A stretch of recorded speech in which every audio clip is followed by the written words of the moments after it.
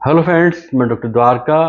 दोस्तों, आज हम एक बहुत बेहद गंभीर यानी कि सीरियस मेंटल डिसऑर्डर के बारे में बात करने जा रहे हैं और बहुत ही ज़रूरी टॉपिक है। इस पर आप ध्यान दें। ये मेंटल डिसऑर्डर बढ़ रहा है, इसकी तादाद पेशेंट्स की बढ़ रही है। इसकी वजह से तलाक हो जाते हैं। व्यक्ति को लोग घर में नहीं रख पाते, क्योंकि जब स्थिति क्रिटिकल होती है तो हॉस्पिटलाइज करना पड़ता है। तो इसके बारे में हमें पूरा नॉलेज होना ज़रूरी है। आज हम बात करेंगे स्किज़ोफ्रेनिया, बहुत से लोग इसको सिज़ोफ्रेनिया भी कहते हैं। ये एक गंभीर सीरियस मेंटल डिसऑर्डर है, मानसिक विकार है, बीमारी है, जिसमें व्यक्ति की सोच बदलने लगती है, व्यक्ति का व्यवहार बदलने लगता है, व्यक्ति की भावनाएं कंट्रोल में नहीं रह पाती। ये गंभीर है, लंबे समय तक चलने वाली मानसिक स्थिति है या बीमारी है या डिसऑर्डर है। इसमें कई तरह के सिम्टम्स व्यक्ति में देखे जा सकते हैं। कुछ गंभीर होते हैं, कुछ बहुत ही लाइट स्थिति में होते हैं। ऐसे पेशेंट्स में डिलूजन्स, हेलुसिनेशंस और डिसऑर्गेनाइज्ड बिहेवियर यानी कि भ्रम, मतिभ्रम और जो अनियंत्रित बिहेवियर या थॉट उसमें होने लगता है। ऐसे पेशेंट्स खुद पर खुद का कंट्रोल नहीं कर पाते, खुद की देखभाल नहीं कर पाते, और अगर आप ट्रीटमेंट के लिए इन्हें दिखाएंगे तो ये उसका भी विरोध करते हैं। तो जब ये प्रॉब्लम होने लगती है, उससे पहले कुछ सिम्टम इनमें दिखने लगते हैं। अगर आप उस दौरान अगर साइकेट्रिस्ट को दिखाते हैं, ना कि किसी बाबा, तंत्र मंत्र या किसी इस तरह के व्यक्ति के संपर्क में आते हैं, बल्कि आप किसी साइकेट्रिस्ट से के पास इमीडिएट ले जाते हैं, तो इस प्रॉब्लम को यानी कि स्किज़ोफ्रेनिया को कंट्रोल किया जा सकता है और वो नॉर्मल जीवन जी पाता है। तो कुछ खास सिम्टम जिनका आपको ध्यान रखना चाहिए। नंबर 1, ऐसे लोग अपनी स्वच्छता का ध्यान नहीं रखते, नहाते धोते नहीं है, एक ही वस्त्र को 5-5 दिन पहनते रहते हैं।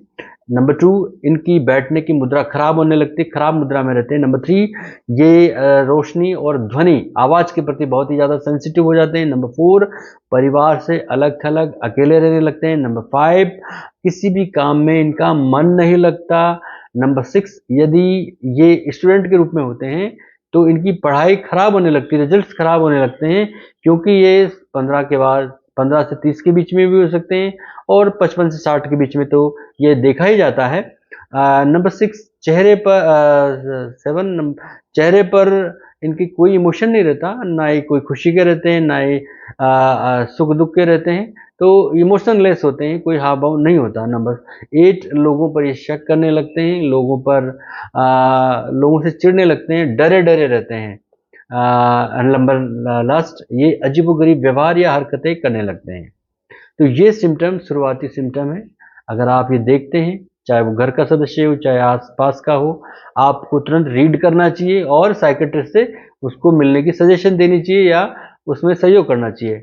अगर ये प्रॉब्लम हो जाती है, मान लीजिए बहुत बार नहीं दिखा पाते, ध्यान नहीं दे पाते, सिम्टम्स का गौर नहीं कर पाते, टेंशन समझते हैं कुछ लोग डिप्रेशन समझ के ध्यान नहीं देते, तो स्थिति क्रिटिकल होने लगती है। या बहुत बार पेशेंट्स भी क्या है कि रुकावट बन जाता है, खुद अपने ही ट्रीटमेंट का रुकावट बनता है, तो स्किज़ोफ्रेनिया होने की स्थिति आ जाती है और तब पेशेंट के सिम्पटम और अलग किस्म के हो जाते हैं। नंबर 1, अगर हम देखें, जब प्रॉब्लम हो जाती है, स्किज़ोफ्रेनिया जब हो जाता है, तो नंबर 1, पेशेंट्स अकेले में बात करने लगता है। नंबर 2, वो अपने आप में हँसने, रोने और आश्चर्य से बात करने लगता है, आश्चर्य भरी बातें करने लगता है। नंबर 3, रोगी को आवाज़ें सुनाई देती हैं, जो सिर्फ़ उसे सुनाई देती है। रोगी को ऐसी इमेजेस दिखाई देने लगती है, जो सिर्फ़ उसे दिखाई देती है, और ये इमेजेस उसके डेथ हुए फैमिली मेंबर की हो सकती है, किसी डेथ हुए रिश्तेदार की हो सकती है, या उसके जो ब्रेन में ऑलरेडी जो स्टोर है, जो बहुत पहले से स्टोर है, वो भी इमेजेस उसको रिपीट हो सकती है, दिखाई दे सकती है। वो उसको देख सकता है, बात कर सकता है। एंड नंबर 5, उसको ऐसा लगता है कि उसके सामने जो व्यक्ति खड़ा है, जो घर का मेंबर है, सदस्य है, वो उससे नुकसान पहुँचाना चाहता है, वो उसे मारने की प्लानिंग कर रहा है, तो वो उसके प्रति चिड़चिड़ाने के भाव दिखाएगा, गुस्से के भाव दिखाएगा। वो उसे लगता है कि ये शायद इसका संबंध किसी ऐसी व्यक्ति से है जो इसे मारने की प्लानिंग कर रहा है। एंड नंबर 8, वो अपनी देखभाल नहीं कर पाता और वो अपनी ज़रूरतों को भी पूरी नहीं कर पाता। नंबर 9, वो अकेला रहना पसंद करता है, अलग-थलग। नंबर 10, वो अपनी ज़िम्मेदारियाँ ख़ास जो उसकी रिस्पॉन्सिबिलिटी होती है कि भाई अपना ध्यान रखे, खाना खाए पिए, और क्योंकि एक पेशेंट है तो उसकी इतनी रिस्पॉन्सिबिलिटीज होती है, तो वो उनका भी ध्यान नहीं रख पाता, ना खाना खा पाता है, ना वो फ्रेश होने के लिए समय पर जा पाता है। तो ये उसके सिम्टम खास होते हैं। अब ये क्यों होता है, ये कारण हमें जानना बेहद ज़रूरी है। जनरली जिनकी फैमिली हिस्ट्री में ऐसा कोई पेशेंट ऑलरेडी रहा हो, तो ये जेनेटिकली ऐसा हो सकता है। नंबर 2, किसी के सिर में चोट आई हो, या किसी के सिर की कोई अन्य बीमारी हो, न्यूरोलॉजिकल प्रॉब्लम हो, उसकी वजह से भी ऐसा हो सकता है। नंबर 3, शरीर में बहुत सारे न्यूरोट्रांसमीटर या हार्मोन्स बनते हैं, लगभग 200 से ज़्यादा। अगर उनमें, यानी कि जैसे डोपामाइन हुआ या सेरोटोनिन हुआ, अगर उनकी मात्रा इम्बैलेंस होने लगती है, तो भी इसके सिम्पटम देखे जा सकते हैं। नंबर 4, जीवन में कोई दर्दनाक घटना घट जाए, चाहे वो जीवन साथी की डेथ हो जाए, चाहे कोई फैमिली में बच्चे की डेथ हो जाए, तो वो उसको नहीं बुला पाता, या किसी परिजन की डेथ हो जाए तो उसको वो नहीं बुला पाता, और उसकी वजह से बाद में जाके ये स्किज़ोफ्रेनिया हो सकता है। इसके अलावा जिन लोगों को एंजाइटी होती है, स्ट्रेस होता है, और ये क्रॉनिक रहता है, लंबे समय तक रहता है, तो धीरे-धीरे स्किज़ोफ्रेनिया बन जाती है, स्किज़ोफ्रेनिया की नौबत आ जाती है। तो पहले हम ये देखें कि इसका प्रिवेंशन कैसे करें। जैसे पेशेंट का ये सिम्पटम आप देखते हैं, तो प्रिवेंशन करें। तो रोगी का इस तरह का सिम्पटम देखें तो घबराएँ नहीं कि भाई अकेले में बात कर रहा है, अकेले में जो है कई तरह की आकृतियाँ इसको महसूस हो रही है, या मुझे ही मारने का ब्लेमिंग कर रहा है, इस तरह ना सोचें, घबराएं नहीं। बल्कि आप तुरंत आप मनोचिकित्सक से मिलें, किसी बाबा के पास ना जाएं, तंत्र मंत्र करने वाले शाने भोपे वगैरह के पास ना जाएं। बाबा से जाने के बजाय आप साइकेट्रिस्ट से मिलें, और अगर जैसे साइकेट्रिस्ट से मिलते हैं, जो भी मेडिसिन वो रिकमेंड करते हैं उन्हें प्रॉपर लें, पूरे टाइम लें, पूरी मात्रा में लें।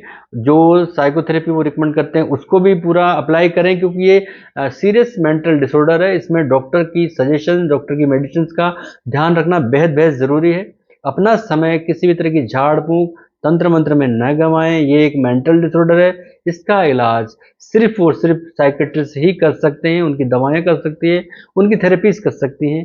रोगी की सुरक्षा ध्यान रखें, क्योंकि स्किज़ोफ्रेनिया में जब व्यक्ति डिप्रेशन के स्टेट में होता है, तो वो सुसाइड अटेम्प्ट भी कर सकता है, सुसाइड की कोशिश कर सकता है। तो रोगी का ध्यान रखें। रोगी अगर स्मोकिंग करता है, ड्रिंकिंग करने वाला है, तो इसका खास ध्यान रखें। ये बीमारी को या मेंटल डिसऑर्डर को बढ़ाते ही हैं। घर का माहौल तनाव रहित रखें, घर में चीखे चिल्लाने वाला माहौल नहीं रहे, प्यार भरा माहौल रहे, आत्मीयता रखें। बहुत से लोग गाँव में दूर-दराज ऐसे पेशेंट्स को बाँध देते हैं, या कमरे में बंद कर रखते हैं, तो इस स्थिति से उनको बचाएँ। उनको आप इमीडिएट मेडिसिन के लिए डॉक्टर से, यानी कि मनोचिकित्सक से दिखाएँ, और थेरेपी को लें। यही एकमात्र इलाज है। इसके अलावा रोगी के साथ बहुत आत्मीयता से पेश आएँ, दुर्व्यवहार न करें, बहुत ही प्यार भरा माहौल रखें, और ट्रीटमेंट रेगुलर रखें, थेरेपी में रेगुलर रखें। आप देखेंगे बहुत जल्दी रिकवर करता है, पेशेंट ठीक होने की स्थिति में आती है। नहीं, इसका इलाज तो लंबा भी चल सकता है। अगर आप अवॉइड करेंगे इन सब चीज़ों को, तो इसका इलाज लंबा चल सकता है। पेशेंट की स्थिति क्रिटिकल हो सकती है, तो इसका ध्यान रखें। और इसके बारे में ये मेरी जानकारी थी। मेरी वीडियो में ये मेरी पूरी जानकारी मैंने देने का प्रयास किया है। फिर भी कोई जानकारी चाहिए तो आप कमेंट करें, मैं आपको जवाब दूँगा।